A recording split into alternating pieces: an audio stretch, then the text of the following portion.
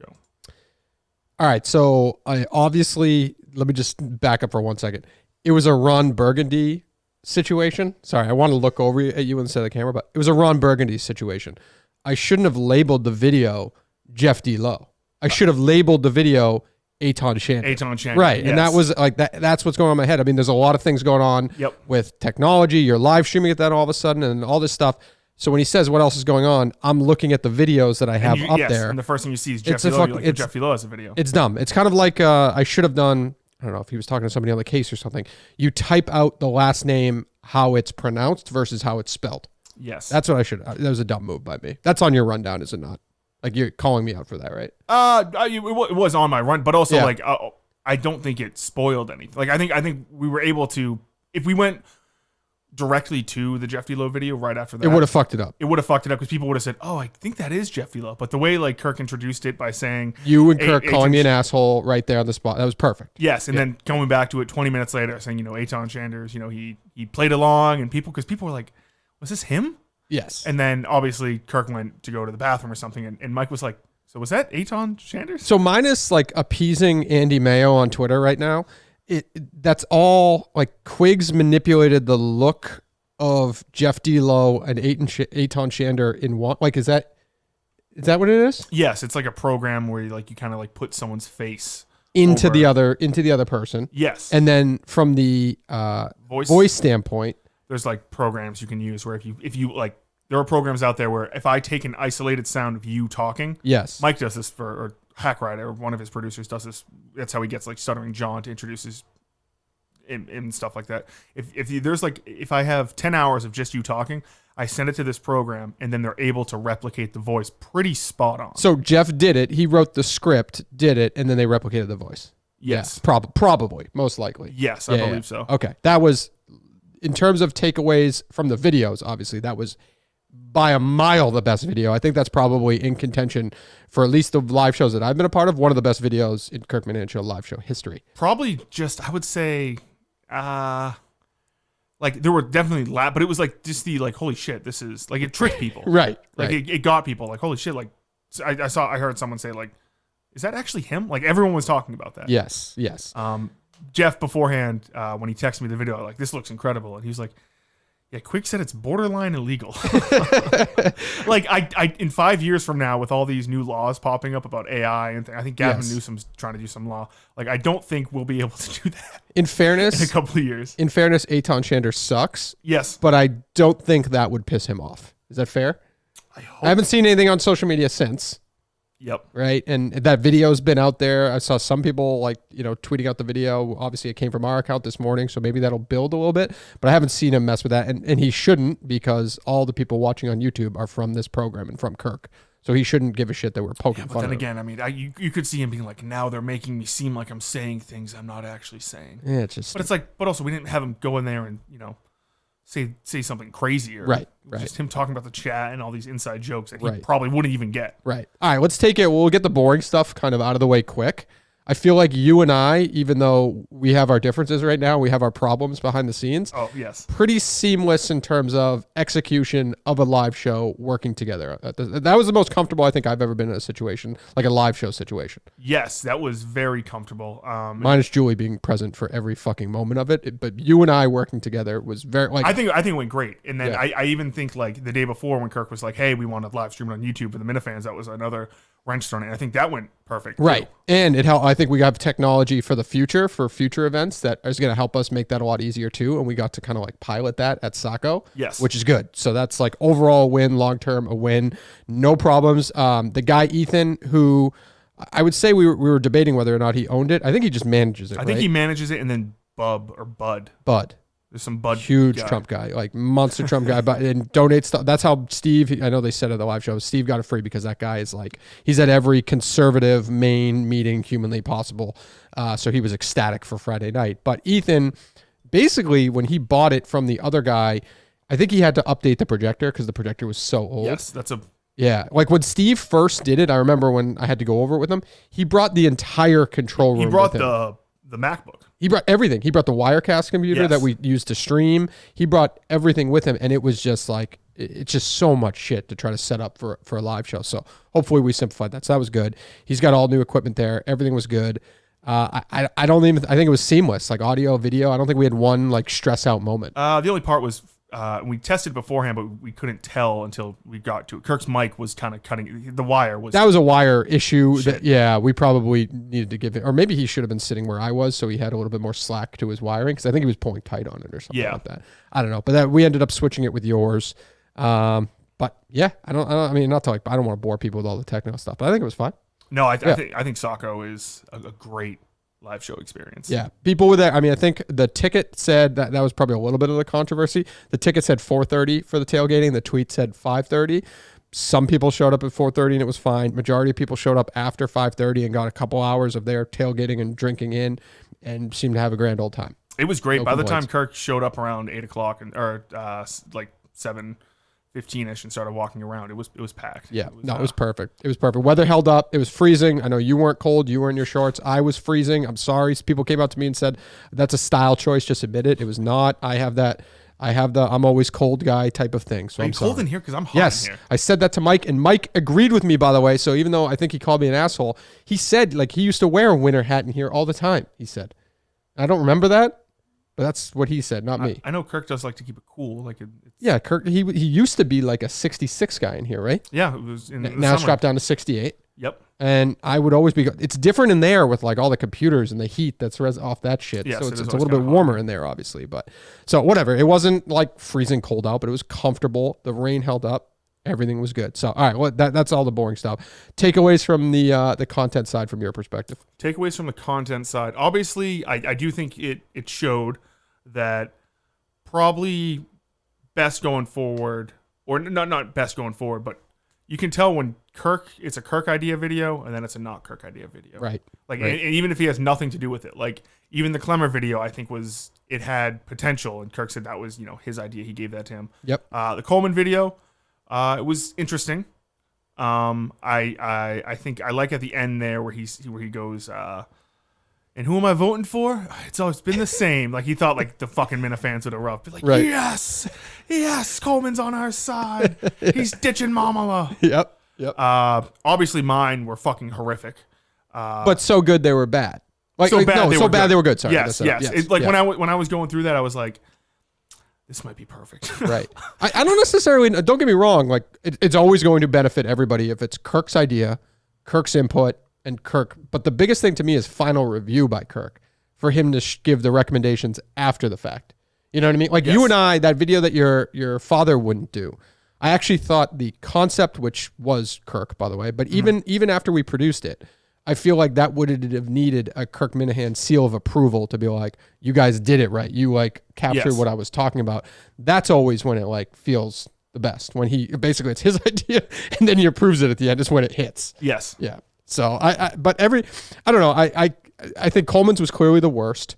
Mutt's was normal, right? Like we knew what he was going to do, the walking bets thing, and he just kind of used the show talking points. That was fine. There was no like laugh out loud mode, like, but it was a decent video. That was a decent video. Obviously we already talked about Jeff's. That was like 100 out of 100, A+. And then there was Ted in my video. Ted and yours, which was great, which got cut off. Did we even play the end of it? Yeah. So I was gonna say this at the beginning. I forgot to. If you watched it on YouTube, it cut off there. But on the audio podcast, right? If you go back and listen to the final like 15 minutes, Kirk does come back and go. So go back if you just watched on YouTube. Go back, listen to the final like 15 minutes on Apple. Which we kind of buried the lead, and because we're going through the videos for a second, so we might as well just touch on this now. We get through 2 hours, 15 minutes of the show at that point. Yes. And then all of a sudden, the first thing I heard was call 911. I heard 911, 911. 911, 911. And all of a sudden you look over and there's basically 3 people around this one individual who's on the ground. From what I heard, and I cannot believe that we're going off of Michael Montante's information in the situation. That's okay. We'll get to that part after, but he basically told me that he just like literally collapsed, and the biggest thing was that his head hit the ground so hard. Yes, I think it was Kevin from Bristol said the sound of his head smashing off the ground was like, just like it was, like just so violent. Right. So we look over and Kirk gets up and obviously it took us probably 60 seconds to realize how serious of the situation that was because we have headphones on. We can't really hear shit besides what each other's saying or the video's playing or whatever. And so we look over and finally we're like, all right, we got to cut that live stream first and foremost because we didn't know what else was going to happen. So we cut the live stream. It just ends. And the only thing people see for a little bit is you laying in bed in that scene. Just with beer cans passed out or whatever it was. Yeah, at Taco Bell. It's to update the individual, which we tweeted out. I didn't think I worded that wrong in that tweet, by the way. Did I? The last sentence. Yeah, was it just a run-on sentence? You missed a word. Did? I read it like 5 times after the Pat Ford tweet. Health update. The Minifan who collapsed at the end of last night's live show is doing okay. He's resting at home and just as distraught as everyone else about the horrible videos he had endure. Oh, I wrote he had endure? Yes, you meant he had to endure. Oh, fuck me. I didn't never know. I read that 50 million times again and I never noticed that. Sorry. But I talked to his wife.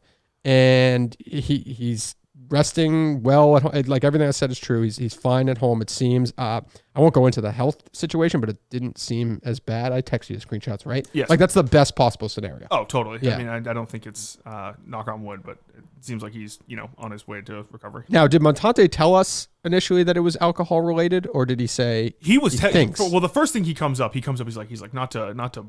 He didn't say not to brag, but he's like I could have caught him.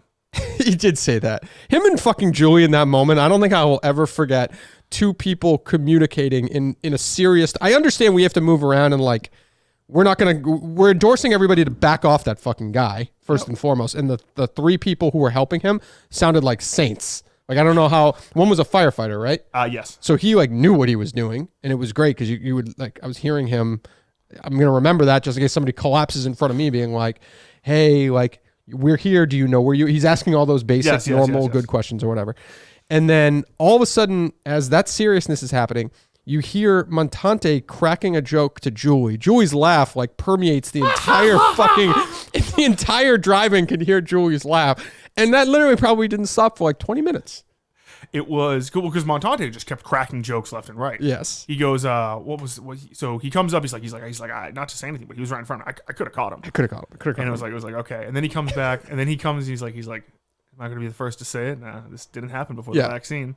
Montante, by the way, I asked Montante, so you and I were texting about doing this recap video. Yep. And so in my head, I'm like, all right, people don't want to just listen to me and Justin spew on this thing, obviously. Maybe we'll see if some like a variety of different people could create a video to do it and we'll splice it in as we're talking. Then I just on the drive here, I was like, I just think that's stupid. It's corny, whatever.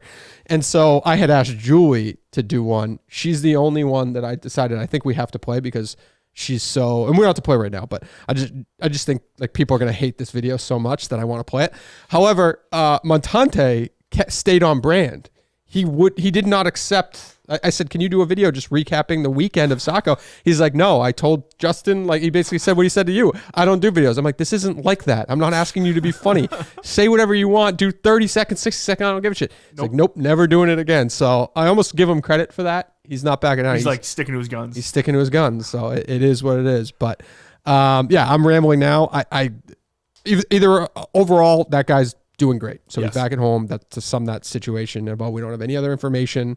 But he's doing fine. And who knows if he'll, like, when Kirk's back after this week, maybe that guy will call in or something and give us an update. But I think he's a little embarrassed too. So I don't know. I probably would be as well. So, but to last touch on the Montante thing. Yep. That wasn't the last joke he said about the vaccine. Like 10 minutes later, he sneaks around the banner and he's like, yeah, I just not to toot my own horn here, but I just killed it with Josh. I just told, Josh? And I was like, yes, I know Josh.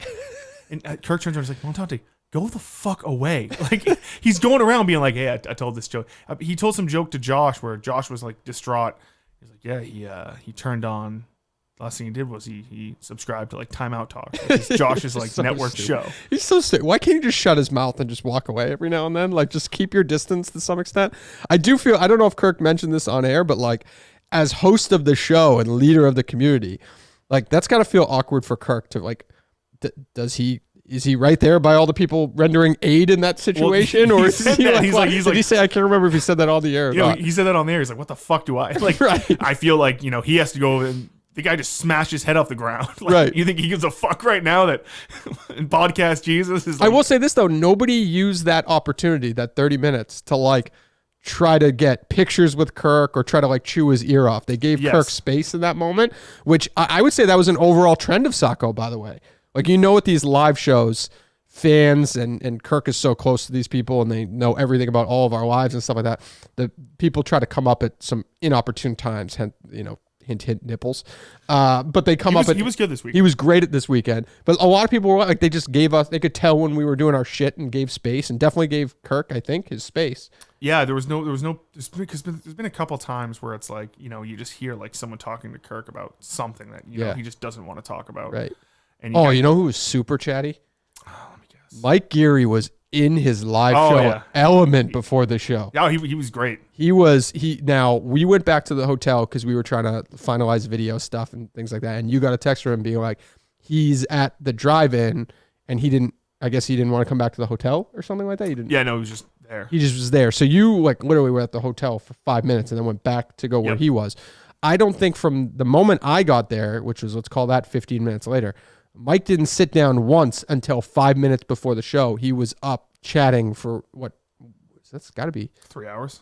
It's like 3 or 4 hours. 4 hours, yeah. Just nonstop chatting, and he seemed to have no problem with that. Oh, I mean, yeah. Yeah. He was in his element. He was definitely he killed it. He was liking it. So, all right, what else from a you know what, we teased it. Let's play this Julie video just so we can hear. I know the gist of it because you told me about it, but I want to see the execution of it, which is going to be the cringiest thing ever.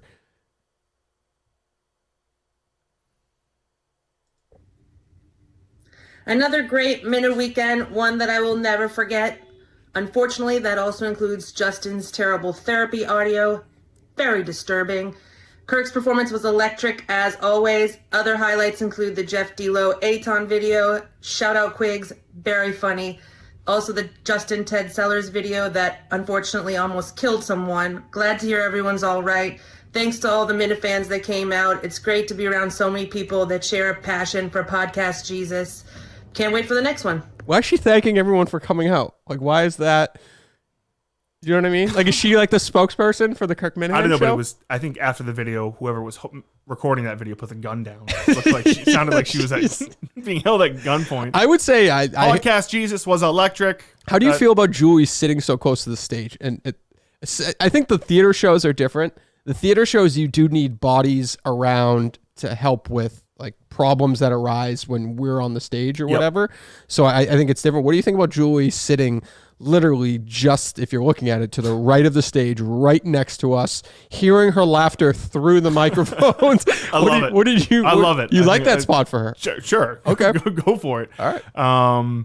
I mean, she did help kind of set it up. Yep. Personally, I think maybe this is more like if I had the option to, if I was helping out at a blind mic event or something where I'm not on the show, but I helped something with, and I wasn't with KMS. Yep. And I'm not on the show. I wouldn't want to sit right up there. I'd probably want to be in the crowd. Yes, I agree with that. I don't know, but I feel like for last year's Saco, she sat in that same spot. She was kind of like that one was even a little bit different too, though, because the Barstool people controlled the video content. And there was also like, so that's not there wasn't fair. as much, because all like kind of in the front area there was kind of where the Barstool people were. Right. So she was our liaison to Barstool people because we had microphones near us. Yes. So I guess, I don't know. If it were to play out exactly the same way, I wonder what, from an audience perspective, hearing her laughter through the microphones and things like, maybe next year we'll get a little distance, a little separation, but we'll see. All right. What other takeaways so we don't keep boring people here? Takeaways. So, real quick about the Ted Sellers video. Yep. So we came up with, he was in studio on Thursday. We recorded the stuff at Halfway Cafe afterwards.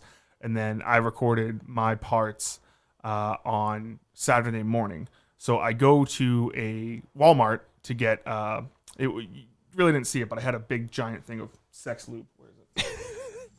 Sex lube. Oh, now it's just in your backpack. Yes, a giant big thing of Astro. Oh, okay. Yep. That I bought, and it was supposed to make it look like I was fucking the bear. Yep. I think that kind of, you didn't really get to see it, but also what I had in the cart too was a 30 rack of Coors Light, because I wanted to see how many, like, just part of the bit was that I had beer cans all over me. So I'm walking around Coors Light with Astroglide, and a 30 rack of Coors Light. Diddy over here. And someone comes up to me and is like, oh, Justin? And I was like, oh yeah. And he looks down at my shopping cart. You know, this is like a week removed from, you know, the 15 beer incident at Hooters. Yep. So some people already think I'm an alcoholic, and I was like, it's for a bit. I was like, it's for a video I'm doing. He was like, oh yeah, no, you're good. I was like, the last thing I wanted, like, I turn around and then he just snaps a photo and be like, oh, Justin looks ready for Saco, and then I have to like explain the video to Kirk. And that was, so if you're a fan, you know that was our last show of the week, right? So it was like basically Justin's gonna go hard tonight because then he has to go straight to a live show the next day. No, this was Saturday. Oh, that was Saturday that you did that? Yes.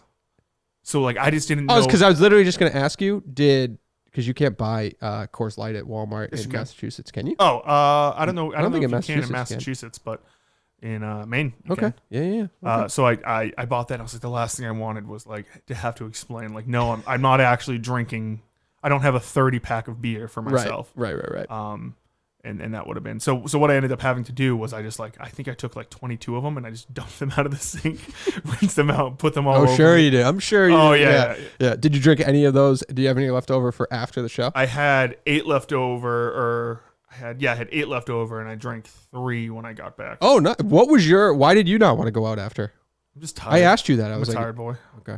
All right. I went straight home too. So, all right, let me look at this. What do you think about Steve not going to the live show? I know he asked Kirk, and Kirk said, I believe, that he didn't need him or anything like that. Yeah. I was thinking, is this the first live show in which no former employees were present? Ooh, good question. I think because like I was at.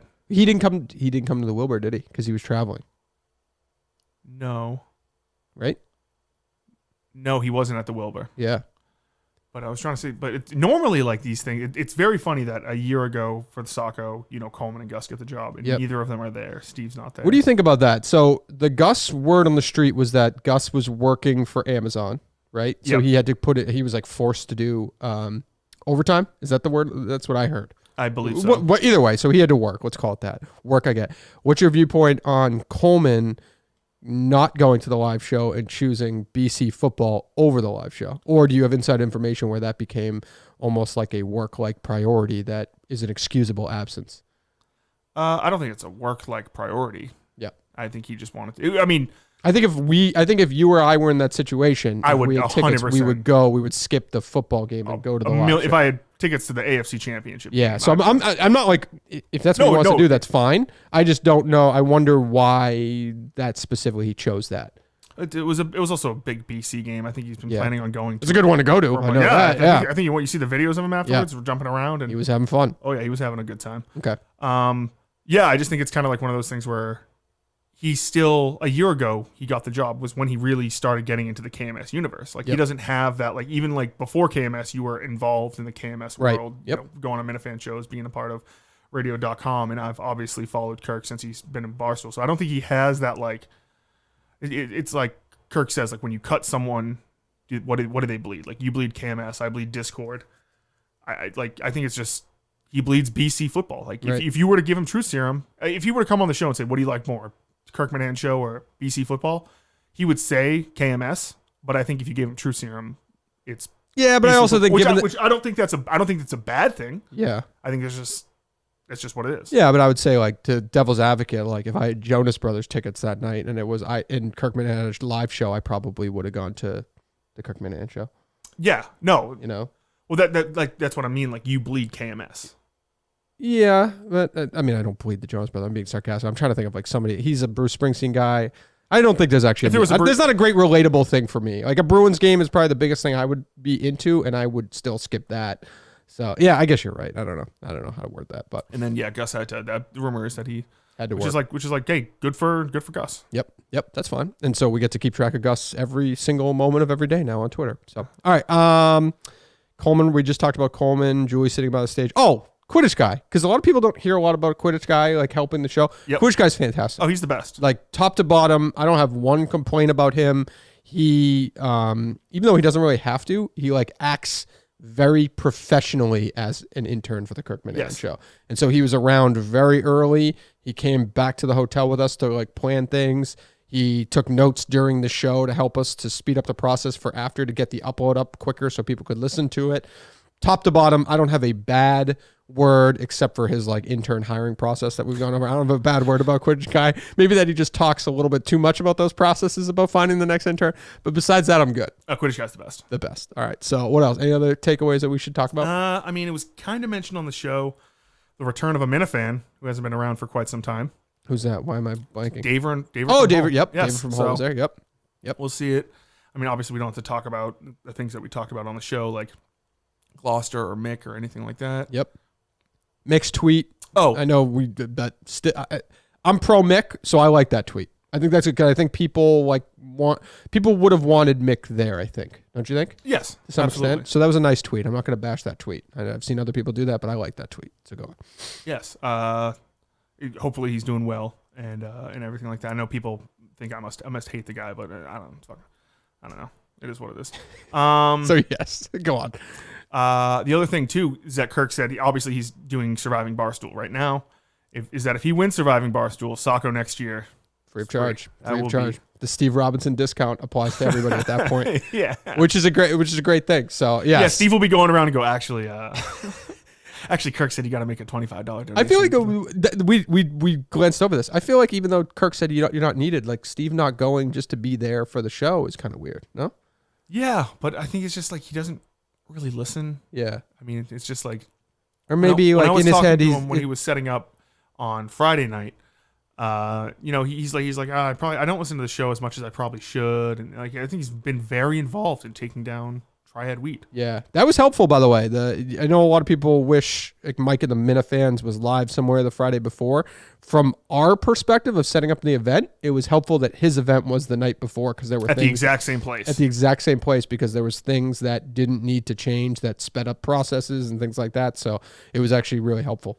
Yeah, I enjoy that. The other thing too is Kirk also didn't hint at it. He just said the next live show. He did. It's going to be in 2025.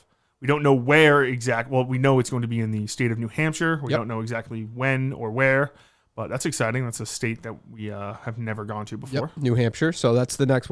That's Julie's job, right? Julie's she's got to find the next venue, right? Got to find the next theater. So, all right. Besides that, I think it's all obviously the whole show. Kirk wanted that to be live streamed, so we did the best we could. I feel like our computer was exploding at that time, so we downgraded the visual aspect of it. So the thing is like we had it.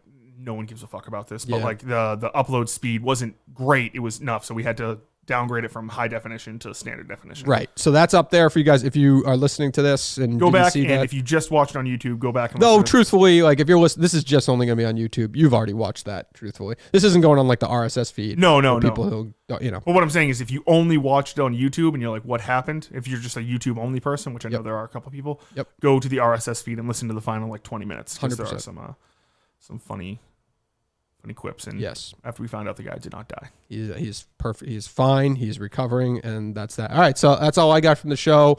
I guess to your point, Kirk is off. He's with filming Surviving now. Back, he hasn't said the schedule for next week, but I'm sure probably Monday or Tuesday is a definite one of those days. We'll see what he says. But and then we haven't gotten any update in terms of if a bonus show will happen. It seems like that whatever happens there is going to be spur of the moment. So we'll keep you guys go follow on Twitter and all the social platforms, and we'll let you know as soon as that's going to happen. Besides that, I'm good. You good? I believe that's it. All right. Bye.